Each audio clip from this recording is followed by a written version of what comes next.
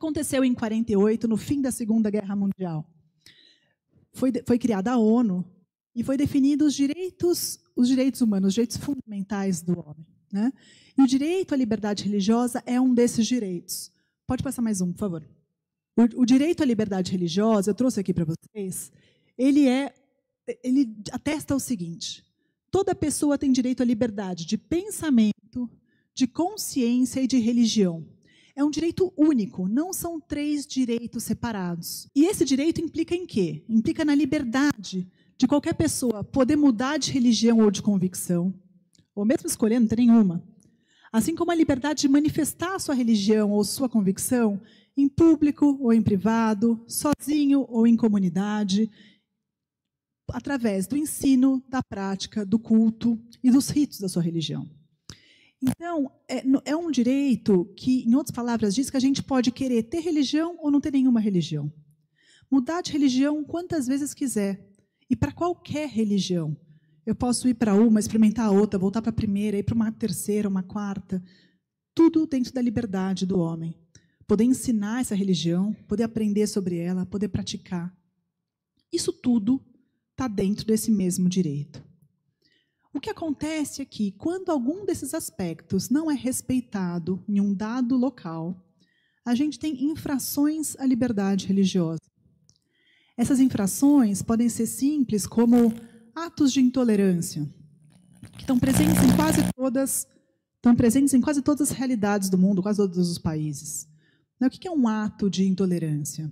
É quando uma pessoa ameaça a outra, ofende a outra, ou mesmo causa dano à propriedade ou à própria pessoa em razão da religião. Exemplo. Aqui no Brasil, a gente viu algumas cenas assim nos últimos anos, né? Quando a gente viu no Rio de Janeiro cenas de alguns terreiros, colocaram fogo em alguns terreiros. É um ato de intolerância religiosa.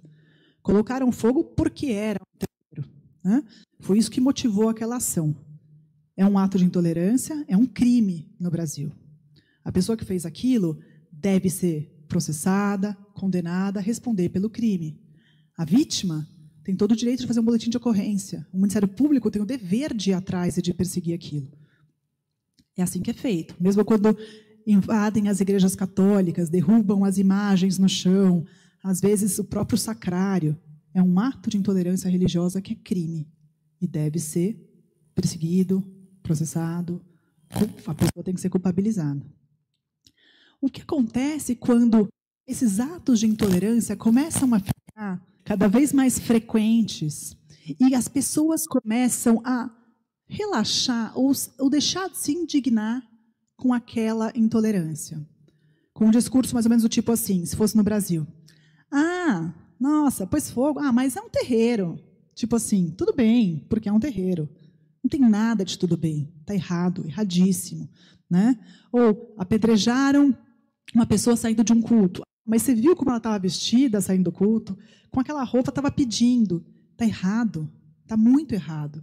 E a gente tem que sempre se indignar com isso. Porque quando isso passa a ser comum, as pessoas começam a achar que tudo bem. Ou falam assim, ah, nem adianta fazer boletim de ocorrência porque não vai dar em nada. Ou, de outro lado, a própria autoridade policial ou judiciária não avança na investigação porque acha que aquela determinada religião não merece proteção. Quando isso passa a ser parte do imaginário popular, a gente passa por um cenário muito perigoso. A gente cria um novo normal, onde as pessoas não ficam mais indignadas com essas intolerâncias religiosas. E aí a gente está a um passo de uma escalada no grau das violações das liberdades religiosas. A gente está a um passo de chegar num cenário que a gente chama que é a discriminação religiosa. Na discriminação religiosa, a grande mudança em relação à intolerância é que há, de fato, uma mudança legal, onde a lei caracteriza como de segunda classe um determinado grupo religioso. Se não a lei, as autoridades, em termos práticos, pode ser que não tenha havido uma mudança legal, mas em termos práticos, é como se tivesse havido.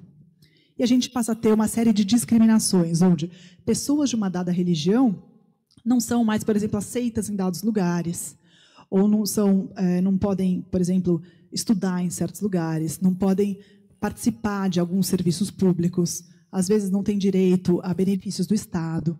Isso existe.